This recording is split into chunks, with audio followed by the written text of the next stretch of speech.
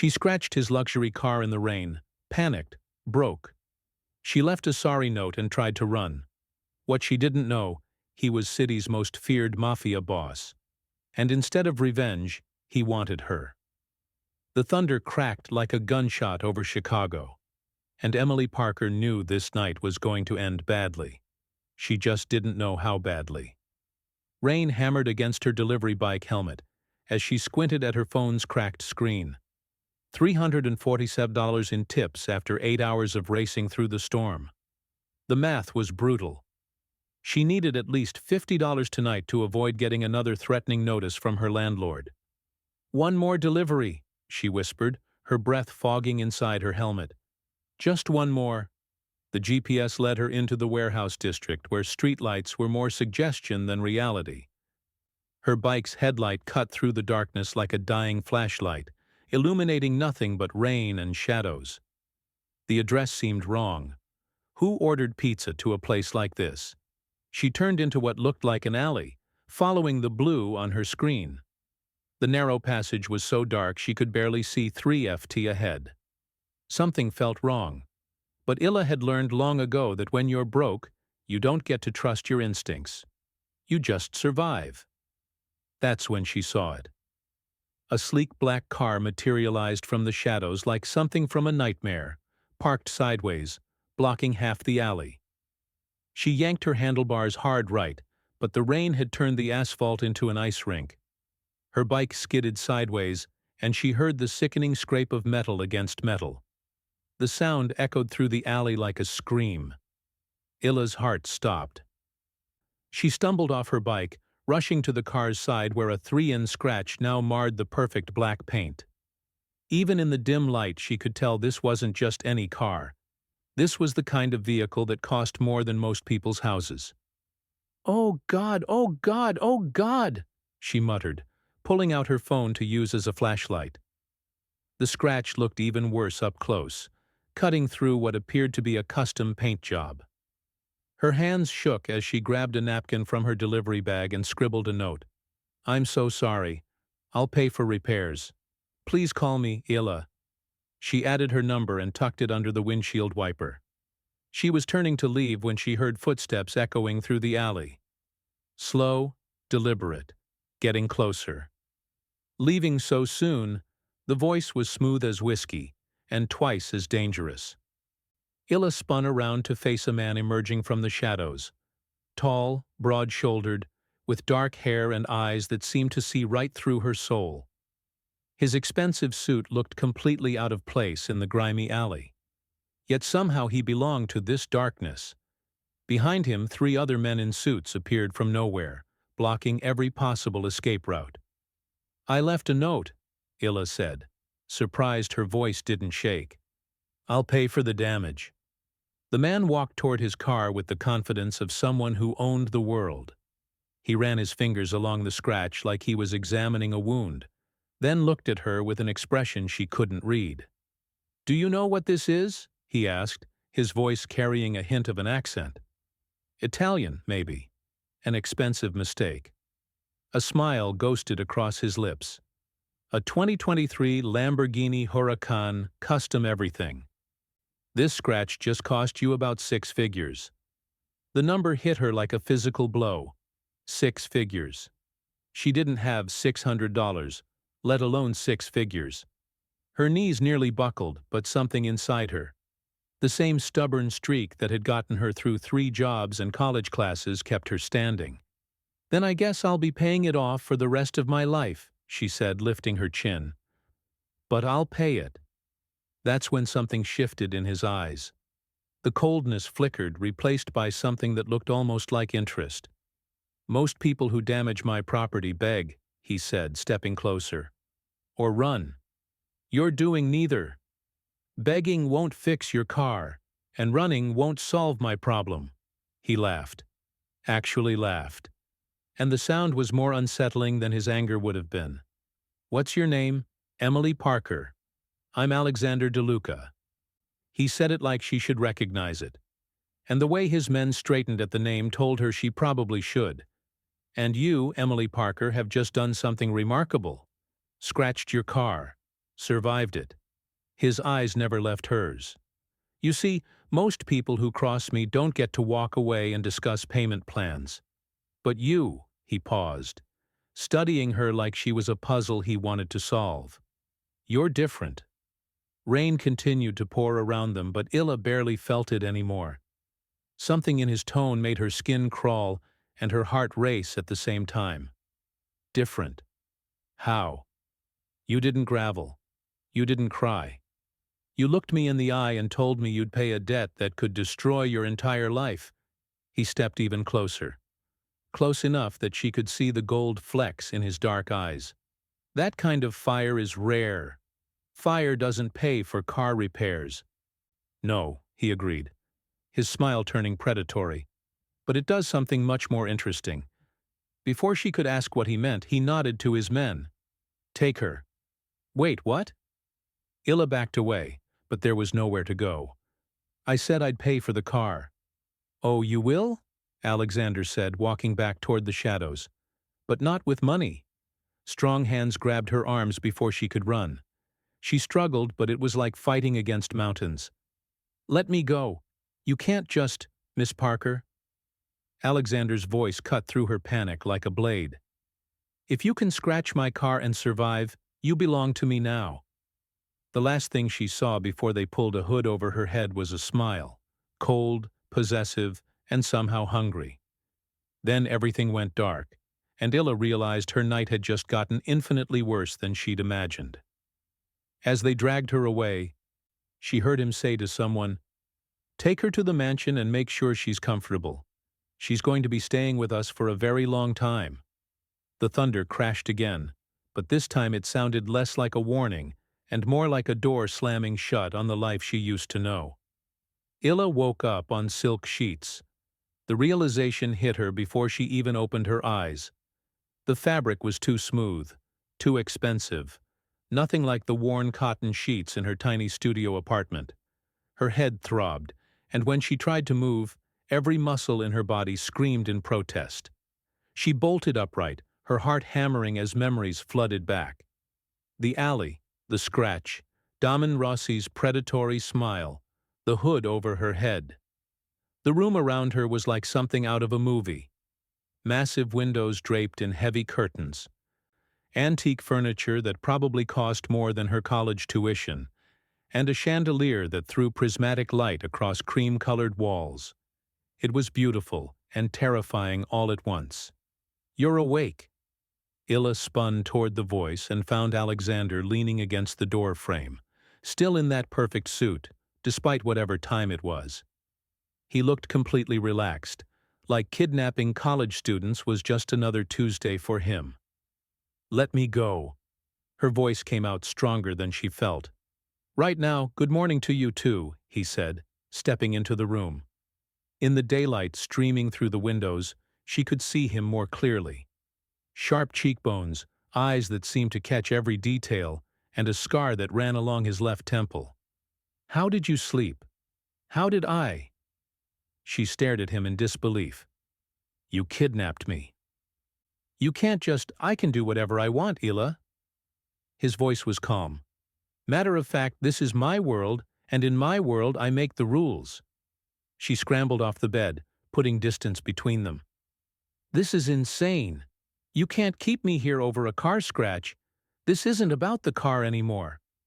He moved closer, and she noticed he walked with the fluid grace of a predator.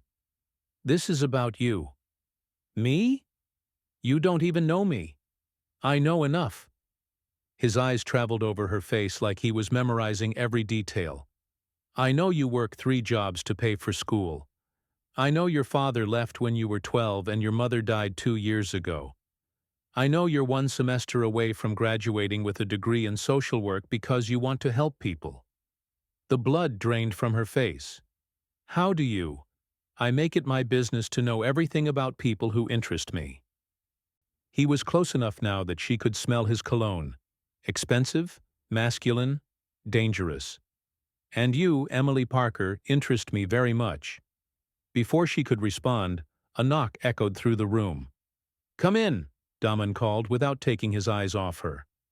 A man entered who was the complete opposite of Alexander's controlled elegance. Tall, broad, with cold blue eyes and a face that looked like it had seen too many fights. He glanced at Illa with open disgust. "This is Marcus Hale, my right-hand man," Daman said. "Marcus, meet Illa." Marcus's lips curled into something that might have been a smile on anyone else, but looked like a threat on him. The girl who scratched the boss's car, his voice carried a slight southern drawl. "You're causing quite a stir. Marcus thinks you're a liability," Daman said conversationally. "He believes I should have handled this differently." The way Marcus's hand moved toward his jacket made it clear what differently meant. Illa's knees went weak. "But I told him," Daman continued, "that you're under my protection now. Aren't you, Illa?" "It wasn't really a question. I want to go home. This is your home now."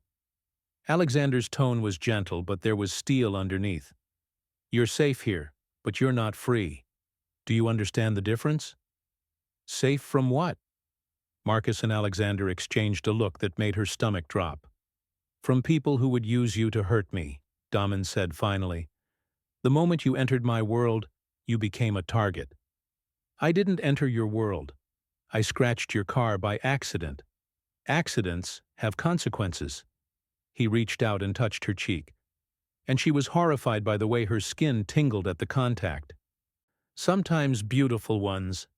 She jerked away from his touch. "You're insane?" "Probably." He smiled. And for a moment, he looked almost boyish. "Rosa will bring you breakfast. I suggest you eat. You'll need your strength." "For what?" "For adjusting to your new life." He headed toward the door, Marcus following. "Oh, and Illa, don't try to leave, for your own safety." The door closed with a soft click, and she heard the unmistakable sound of a lock turning. Illa ran to the windows, pushing aside the heavy curtains. The view took her breath away, manicured gardens stretched for acres, surrounded by high walls topped with razor wire. She was 3 stories up with no fire escape in sight. But as she studied the grounds, something else caught her attention. A black SUV parked just outside the main gate, and another one across the street. Men in dark clothing stood near them, watching the mansion with the patience of hunters. Her blood ran cold. Alexander had said she was a target now. Were those his enemies? A soft knock interrupted her thoughts. "Miss Parker," a woman's voice, gentle and accented. "I have breakfast for you." A middle-aged Latino woman entered, carrying a silver tray. She had kind eyes and worry lines around them. "I'm Rosa," she said, setting the tray on a small table. "I manage the household." "Rosa, please." Illa rushed to her. "You have to help me. I don't belong here." Rosa's expression grew sad. "Child, I wish I could, but Mr. DeLuca, when he decides something, that's how it is. Best you can do is try to understand him." "Understand him?" "He kidnapped me. He also saved your life," Rosa said quietly. "Those men outside, they've been watching for 2 days." "If you are still in your apartment," she shuddered. "Mr. DeLuca has enemies, dangerous ones." After Rosa left, Illa sat on the bed, her mind racing. 2 days. She'd been unconscious for 2 days. And there were people watching the mansion. People who apparently wanted to hurt her to get to Alexander. She thought about her tiny apartment, her delivery job, her normal life that now seemed like a dream. Then she looked around the luxurious prison where she'd apparently become a pawn in some deadly game she didn't understand. One thing was certain. She had to find a way out of this before it got her killed.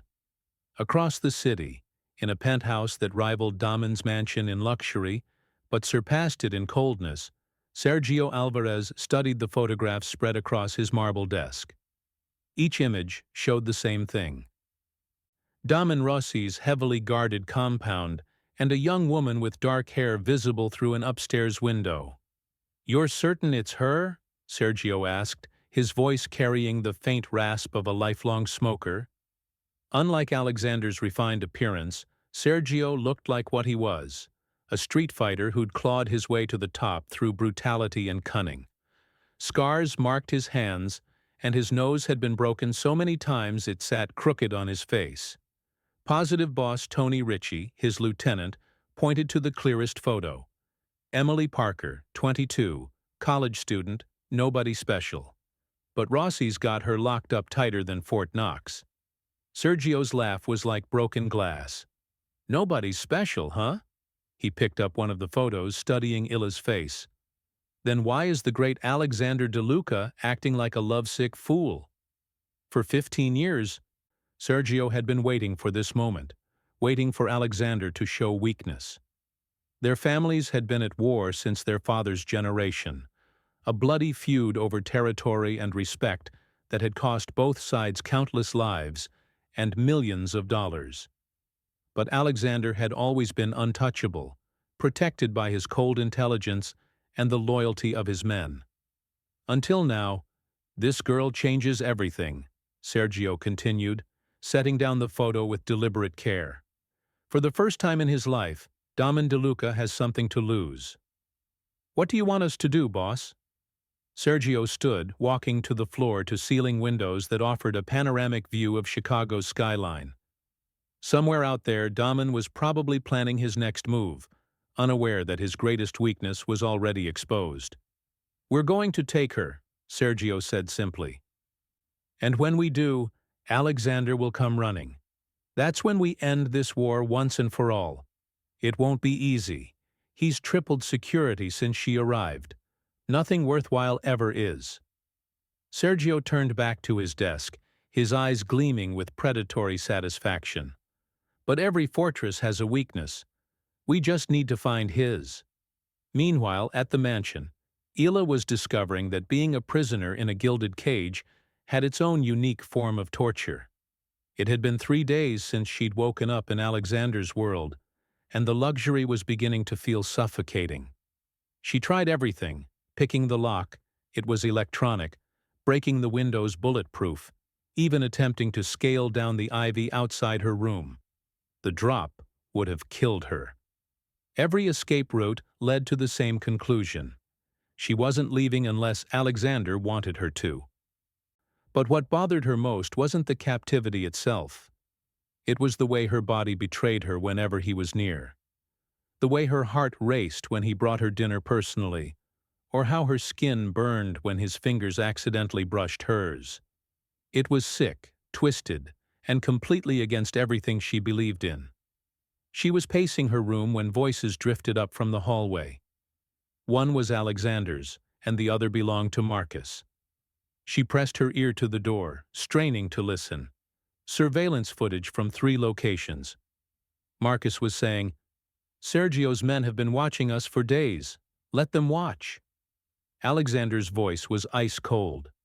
"They won't get close enough to matter. Boss, with respect, this isn't about getting close. This is about her." Marcus's contempt was clear even through the door. "The girls made you soft. Every family in Chicago can see it. Watch your tone, Marcus. Someone has to say it. You've turned this place into a fortress over some random college girl. Sergio's already putting the word out. Says you finally found something worth dying for." There was a long pause that made Ila's blood run cold. "Maybe I have," Alexander said finally. "Double the guard rotations. I want eyes on every approach to this property. And Marcus, if anything happens to her, I'll hold you personally responsible. And if this war costs us everything, if Sergio uses her to destroy everything we've built, then that's my choice to make." Footsteps echoed down the hallway, moving away from her door. Ila stepped back, her hands shaking. A war. She was causing a war between 2 crime families, and people were going to die because she'd scratched a car. The weight of it hit her like a physical blow. She sank onto the bed, burying her face in her hands. How many people would get hurt because of her? How many families would lose fathers, sons, brothers? An hour later, Damon appeared in her doorway with dinner. He looked tired. Stress lines etched around his eyes that hadn't been there before. "You look pale," he observed, setting the tray on her table. "Rosa made your favorite chicken parmesan. How do you know what my favorite is? I make it my business to know." He sat across from her, studying her face with those intense dark eyes. "What's wrong?" For a moment she considered lying, but the guilt was eating her alive. "I heard you talking to Marcus," she said quietly. "About Sergio Valente, about the war." Alexander's expression didn't change, but something flickered in his eyes. "What did you hear?" "Enough." She stood, pacing to the window. "People are going to get hurt because of me. Because you won't let me go." "People get hurt in my world regardless," he said, his voice carefully neutral. "This changes nothing." "Liar!" She whirled to face him. "Marcus is right, isn't he? I've made you weak. I've made you vulnerable." Alexander was silent for a long moment. When he finally spoke, his voice was softer than she'd ever heard it. "You've made me human," he said. "For the first time in my life, I have something I can't bear to lose." The confession hung between them like a loaded gun. Hila stared at him, seeing not the cold Mafia boss who'd kidnapped her, but a man who looked lost and desperate and completely out of his depth. "Then let me go," she whispered. "End this before someone dies." "I can't," he stood, moving toward her with that predatory grace. "I won't, even if it destroys you." His hand cupped her cheek, thumb brushing across her skin with devastating gentleness. Even then, as he left her alone with her guilt and growing unwanted feelings, Hila realized the truth that terrified her most. She was starting to understand him, and worse, she was starting to care what happened to him, too. The plan came to Hila at 3:00 a.m., while she lay staring at the ceiling, unable to sleep for the third night in a row. She couldn't stop the war, but she could remove herself from the equation. If she wasn't here, Sergio would have no leverage over Alexander. People would stop dying because of her. It was Rosa who made it possible. "You look tired, mija," the older woman said the next morning as she brought breakfast. Her kind eyes were filled with worry. "This life, it's not meant for someone like you." "Rosa," Hila said carefully, "if someone wanted to leave this place, hypothetically, how would they do it?" Rosa's face went pale. "Miss Hila, you can't be thinking. People are going to die because of me. I heard Alexander and Marcus talking about a war. How many families will lose someone because I'm here?" Rosa set down the tray with shaking hands. "Mr. DeLuca, he's not a bad man. Not in his heart, but his world." She shook her head. "It consumes everything it touches. Then help me leave before it consumes me too." For a long moment Rosa stared at her with conflicted eyes. Then she sighed deeply. "The laundry truck comes every Tuesday at 2 p.m. The guards barely check it because it's been the same driver for 5 years. But child, if you're caught, I won't be. Mr. DeLuca will be furious. Not just at you, at everyone who let this happen. Then make sure you're not working when it happens. Take the afternoon off. Go visit your sister like you've been wanting to." Rosa's eyes filled with tears. "You're asking me to betray a man who's protected my family for 10 years. I'm asking you to save lives." Hila reached for the woman's hands. "Please." Tuesday came with a storm threatening on the horizon. Hila had spent the morning acting normal, eating breakfast, reading in the library, even engaging in polite conversation when Alexander stopped by to check on her. She hated how easily the lies came, how natural it felt to smile while planning her escape. At 1:45 p.m., she made her move. The hallways were quieter than usual. Rosa had apparently convinced several other staff members to take the afternoon off with her. Hila slipped from her room and made her way toward the service corridors she'd memorized during her captivity. Her heart hammered as she reached the laundry room. Through the small window she could see the truck pulling up to the service entrance. The driver, a burly man in his 50s, was already unloading fresh linens. Illa waited until he disappeared inside, then slipped out the back door and into the truck. She buried herself under a pile of dirty sheets, the smell of industrial detergent burning her nostrils. Minutes felt like hours as she listened to boxes being loaded around her. Finally, the engine started. The truck rolled forward and Illa allowed herself a moment of hope. She was actually doing it. She was escaping. In 20 minutes, she'd be far enough away to call the police to disappear back into her normal life. The truck stopped. Voices outside, angry, urgent. The back doors flew open and hands reached in, tearing away the sheets that hit her. "Well, well," a voice said, growly and cold. "What do we have here?" Illa found herself staring into the scarred face of Sergio Valeni. Behind him stood 4 men with guns drawn, all wearing expressions of predatory satisfaction. "Lila Parker," Sergio continued, hauling her from the truck. "Dam's little pet, you just made this very easy for us." Terror flooded through her.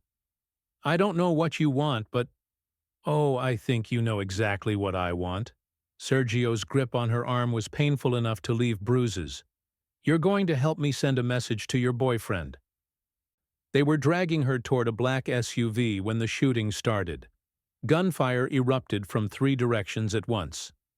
Alexander's men appeared from behind cars, buildings, shadows, as if they'd been waiting for exactly this moment. Sergio cursed, pushing Illa behind the truck as bullets sparked off metal around them. "Kill them all!" Sergio shouted to his men. "But keep the girl alive!" The battle was brief, but vicious. Illa pressed herself against the truck's wheel, covering her ears against the deafening sound of automatic weapons. She could hear men shouting, screaming, dying. Then suddenly, silence. Illa. She looked up to see Alexander running toward her, his face a mask of cold fury she'd never seen before. Blood spattered his white shirt, and he held a smoking gun in his right hand. Behind him, Marcus and 6 other men were zipped surviving members of Sergio's crew. Sergio himself lay motionless near the SUV, his eyes staring sightlessly at the gray sky. "Are you hurt?" Damon's hands were on her, checking for injuries with desperate thoroughness. "Did they touch you? Did they hurt you?" "I'm fine," she managed to say. "Alexander, I'm—" Then his arms were around her, crushing her against his chest, with a desperation that took her breath away. She could feel his heart hammering against her ribs, could feel the tremor in his hands as he buried his face in her hair. "You could have been killed," he whispered, his voice raw. "They could have taken you, hurt you, and I would never have found you." The reality hit her then, not just that she'd nearly been kidnapped, but that Alexander had been following her. That this had all been a trap with her as the bait. "You knew," she said, pushing against his chest. "You knew I was going to try to escape." His arms didn't loosen. "I've known since Sunday. Rosa came to me Sunday night, told me about your conversation." Betrayal and rage flooded through her. "You used me as bait. You let me walk into an ambush." "I protected you," he said fiercely. "I made sure you were never in real danger. Never in real danger." She shoved him hard enough that he had to release her. There were bullets flying everywhere. "Sergio could have killed me. Sergio's dead. His threat is over." Damon reached for her again, but she backed away. "You're safe now." "Safe? I'm your prisoner. I'm trapped here because you're too obsessed to let me live my own life." Her voice cracked with fury and desperation. "I hate you. I hate this place. And I hate what you've done to me." Something flickered in Alexander's eyes, hurt, maybe, or understanding. But when he spoke, his voice was still. "Then hate me," he said quietly. "Hate me all you want, but you're never leaving my protection again, even if I have to protect you from yourself." As his men loaded her back into an armored car, Illa realized with sick certainty that her failed escape had only made things worse.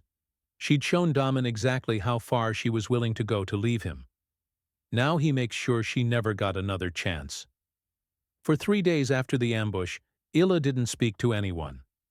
She sat by her window, staring out at the grounds that had become both her sanctuary and her prison. Rosa brought meals that went untouched. Marcus checked on security with cold efficiency. And Alexander kept his distance, though she could feel his presence like a shadow at the edge of her awareness. The grief hit her in waves, not just for her lost freedom, but for the life she'd planned, the future that had been stolen from her. She was supposed to graduate in 2 months, supposed to start her internship at the community center, supposed to help kids who'd grown up like she had. Instead, she was trapped in a world of violence and obsession, watching the rain streak down bulletproof windows. On the 4th day, Alexander finally came to her. "You need to eat," he said quietly, settling into the chair across from her untouched breakfast. He looked tired, dark circles under his eyes, stubble shadowing his jaw. For the first time since she'd known him, his perfect composure seemed cracked. "Why?" she asked without turning from the window. "So I'll have the strength to be your prisoner. So you'll have the strength to live?" Something in his tone made her look at him. The cold mask was gone, replaced by something that looked almost like concern, regret. "I know you hate me," he continued, "and maybe you should. But hate me alive, not dead." She wanted to stay angry, wanted to hold on to the fury that had sustained her for days. But sitting there looking at him, she felt something crack inside her chest. "I had plans," she whispered. "I was going to work with kids who grew up in foster care like I did. Kids who needed someone to believe in them." Tears she'd been holding back for days finally spilled over. "Now, what am I? Just another casualty of your world." Dam was quiet for a long moment. "Show me," he said finally. "What?" "Your plans? Show me what you wanted to do." She stared at him confused. "Why would you?" "Because I want to understand." He leaned forward and she was startled by the sincerity in his dark eyes. "Show me who you were before you met me." An hour later, Illa found herself in Alexander's study, surrounded by computers and files she probably wasn't supposed to see. She pulled up the website for Sunshine Children's Home, the orphanage where she'd been planning to do her internship. "This is it," she said, pointing to pictures of smiling children on the screen. "They serve kids who've aged out of foster care, help them transition to independence. I was going to run their mentorship program." Alexander studied the screen with intense focus. "Tell me about it."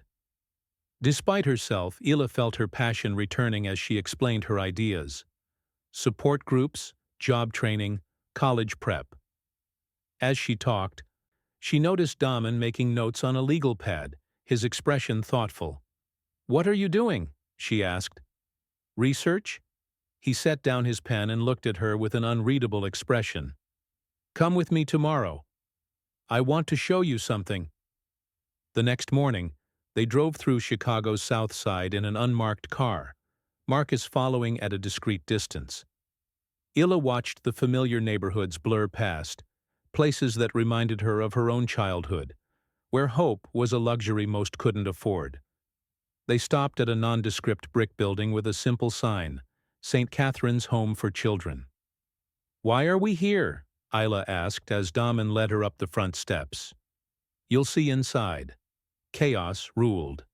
Dozens of children aged 5 to 17 filled every available space, doing homework, playing games, arguing over television channels. The walls were painted in bright colors, but the furniture showed its age, and several windows were boarded up. Mr. Ross, a woman in her 60s, hurried over, her face lighting up. "We weren't expecting you today." Illa noticed she called him Ross, not Rossi. "Sister Margaret, I'd like you to meet Illa Parker. She's a friend who's interested in youth services." As Sister Margaret gave them a tour, Illa began to understand the new computer lab donated anonymously last year, the renovated kitchen funded by a private benefactor, the college scholarship fund that had sent 12 kids to university. "Your mysterious donor has been a godsend," Sister Margaret was saying. Without his support, we would have closed 2 years ago." Alexander remained silent, but Illa saw the way his eyes softened when the children ran up to greet him. How a little girl with pigtails hugged his legs without fear. How he crouched down to listen to a teenage boy explain his science project with patient attention. On the drive back, Illa stared at him with new eyes. "How long?" she asked. "How long? What? How long have you been supporting that place?" His hands tightened on the steering wheel. 8 years. Why? For several blocks he didn't answer. Then quietly, "Because I used to be one of those kids." The confession hung between them like a bridge. Neither was ready to cross. That night, Alexander found her on the mansion's balcony, wrapped in a blanket and staring at the stars. He approached slowly, like she might bolt if he moved too fast. "You don't have to tell me," she said without looking at him. "About your childhood." "Maybe I want to." He settled against the railing beside her, close enough that she could feel his warmth, but not touching. "My parents died when I was 7. Car accident, or so I was told. I spent 5 years bouncing between foster homes and group facilities." "What happened when you were 12? His smile was bitter. "Vincent DeLuca found me, took me in, gave me his name, said he saw potential in a kid who'd learned not to trust anyone. He wasn't your real father. He was the only father I knew. He taught me that power was the only thing that kept you safe. That if you let people close, they'd either leave you or use your feelings against you." Alexander turned to face her fully. He was right about most things, but maybe not everything. The air between them seemed charged with electricity. Illa found herself studying the sharp lines of his face in the moonlight, remembering how he'd held her after the ambush, how his hands had shaken with fear for her safety. "You're not what I expected," she admitted softly. "What did you expect? A monster?" She tucked a strand of hair behind her ear, suddenly self-conscious. "But monsters don't run secret charities. They don't remember that a little girl likes her pancakes shaped like butterflies." His eyes dropped to her lips, then back to her eyes. "Maybe I am a monster. Maybe I'm just a monster who wants to be better for you." The honesty in his voice made her breath catch. Without thinking, she stepped closer, drawn by something she couldn't name. He reached up, cupping her face with hands that could kill, but touched her like she was made of spun glass. "Illa," he whispered, and her name on his lips sounded like a prayer. She should pull away, should remember that he was her captor, that he'd stolen her life and her choices. But when she looked into his eyes, she saw the boy who'd learned not to trust anyone, the man who hid his kindness behind ruthless efficiency. She saw someone as trapped as she was, just in a different kind of cage. The moment stretched between them, full of possibilities and dangers she wasn't ready to name. Then a phone buzzed, breaking the spell. Alexander stepped back, the cold mask sliding back into place as he answered. "What is it, Marcus?" Illa couldn't hear the words, but she saw Alexander's expression harden. "I'll be right there," he said, ending the call. He looked at her with something that might have been regret. "I have to go business." As he walked away, leaving her alone on the balcony, Illa pressed her fingers to her lips and wondered when everything had become so complicated. She still wanted her freedom, would always want it. But now she wanted something else, too. Something that terrified her more than any cage. She wanted to understand the man who'd stolen her heart along with her liberty. Marcus Kane stood in the shadows of the parking garage, his phone pressed to his ear as rain drummed against the concrete above. On the other end of the line, a voice with a thick Brooklyn accent was giving him instructions he never thought he'd follow. "You sure about this, Hale?" Tony Ritchie, Sergio's former lieutenant, asked. "Once we move, there's no going back." Marcus's jaw clenched. "I'm sure Damon's lost his edge. That girl has made him weak, reckless. If this continues, we'll all be dead within a year." "And you think betraying him will save your organization?" I think removing the distraction will save what's left of the man I followed for 10 years. Marcus watched rainwater cascade down the garage's entrance. Sergio had it right. She's his weakness. But Sergio was too impatient, too sloppy. So what are you proposing? You take the girl. Clean, quiet, make it look like an outside job. Marcus's voice was steady, but his hands shook slightly. Once she's gone, Alexander will remember who he really is. And if he comes after us, he won't know it was me. I'll help him hunt for her, feed him false leads. By the time he realizes the truth, it'll be too late to matter. Tony was quiet for a moment. You're asking me to start a war with one of the most dangerous men in Chicago. I'm asking you to help me save him from himself. After ending the call, Marcus sat in his car for a long time, staring at his reflection in the rear-view mirror. He'd been Alexander's right hand for a decade, had pulled him out of more firefights than he could count. But the past month had changed everything. Alexander was making emotional decisions, taking unnecessary risks, turning their operation into a fortress centered around protecting one insignificant girl. It had to end. 2 floors above the garage, Alexander stared out his office window, a strange unease settling in his chest. Something felt wrong. Not wrong enough to identify, but present like a low-frequency hum at the edge of his consciousness. He'd just finished reviewing security reports when Marcus knocked on his door. Coming. Marcus entered with his usual military bearing, but something in his posture seemed different. More rigid. More formal. "Boss, I think we should consider moving the girl," Marcus said without preamble. "My sources say there's still chatter on the streets. Sergio's people haven't all been accounted for." Damon turned from the window. What kind of chatter? Nothing specific, but Marcus shrugged. Call it instinct. This place has been her home for too long. Patterns make targets. For a moment, Alexander studied his oldest friend's face. Marcus was right.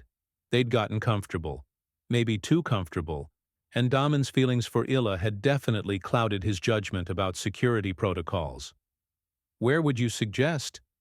The safe house in Lake Forest. Remote, secure.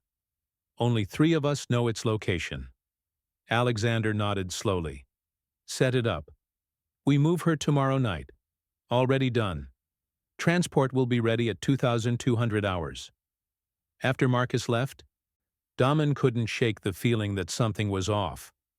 Marcus had been pushing to move Illa for weeks, but tonight felt different, more urgent, more final.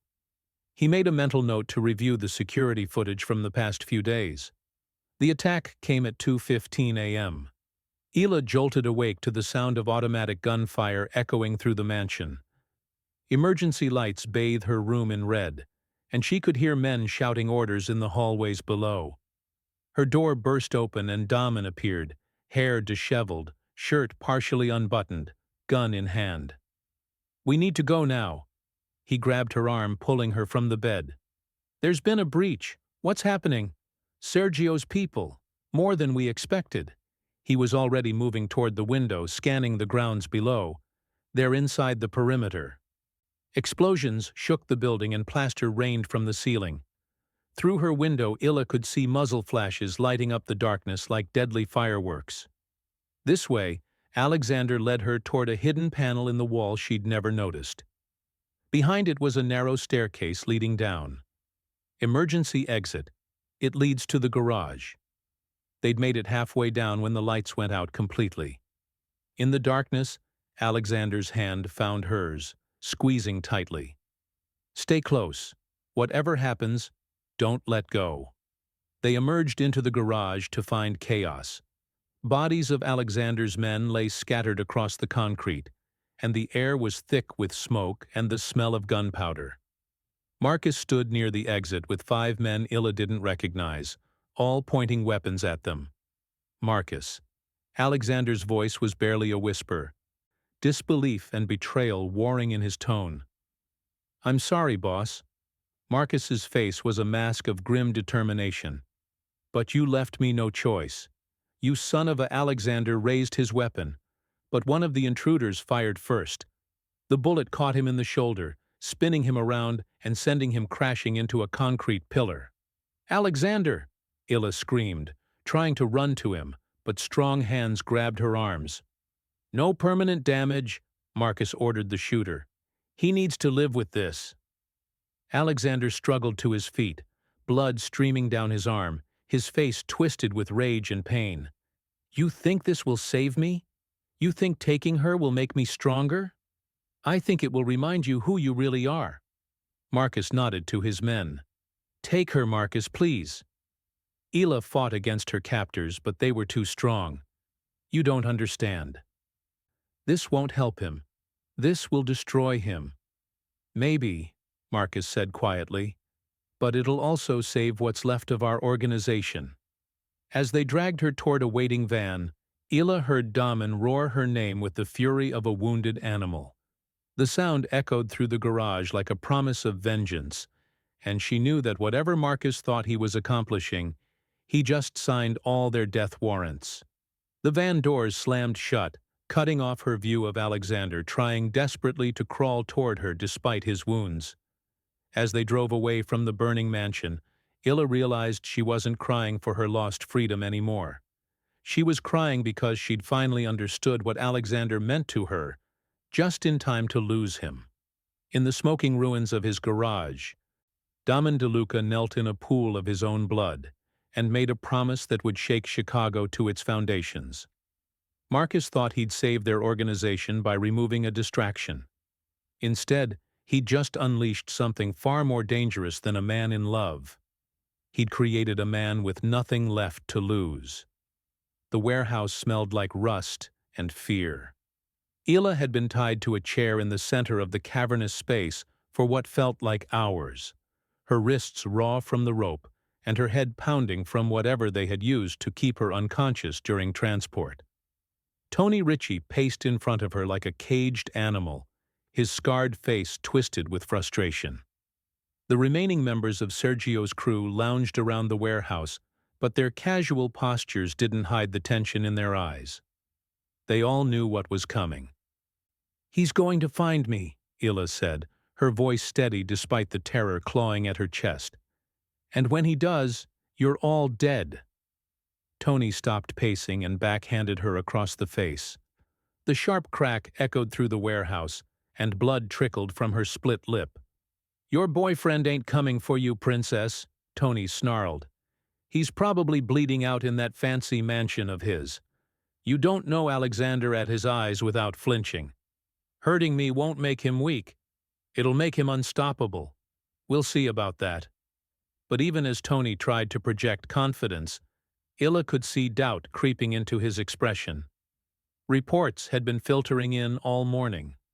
Alexander's men hitting every known Riachi safe house, every ally who'd ever done business with Sergio's organization. Bodies were piling up across the city, and each death brought Alexander closer to this warehouse. 3 hours later, the first explosion shook the building. Alexander moved through the warehouse district like death itself, leaving a trail of bodies and burning buildings in his wake. His shoulder was on fire where the bullet had torn through muscle. But the physical pain was nothing compared to the agony of knowing Illa was somewhere in this maze of concrete and steel, afraid and alone. He'd already hit 6 locations, extracting information from anyone who might know where Tony had taken her. Some talked immediately, others required persuasion. None of them survived to regret their association with Sergio's crew. The 7th warehouse sat at the end of a dead-end street surrounded by rusted shipping containers and abandoned cars.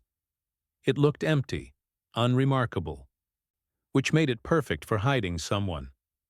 Alexander studied the building through his scope from 3 blocks away. 2 guards at the main entrance, at least 1 sniper on the roof, probably more inside. A fortress, but not an impregnable one. He'd brought 12 men, everyone he could trust. After Marcus's betrayal, they moved like ghosts through the industrial wasteland, positioning themselves around the warehouse with military precision. "Alpha team in position," came the voice in his earpiece. Bravo team ready. Charlie team locked and loaded. Alexander checked his weapons one final time. 2 pistols, a tactical shotgun, and enough ammunition to start a small war, which he supposed was exactly what this was. "Light it up," he ordered. The assault began with controlled explosions that blew out the warehouse's windows and plunged the interior into chaos. Smoke grenades followed, filling the space with thick gray clouds that turned visibility to zero. Ila heard Tony shouting orders, heard his men scrambling for positions, heard the distinctive sound of weapons being readied for battle. But through it all, she found herself smiling. He'd come for her just like she'd known he would. The gunfight that followed was brief but vicious. Damon's men were professionals, disciplined and coordinated. Tony's crew were street thugs, dangerous but undisciplined.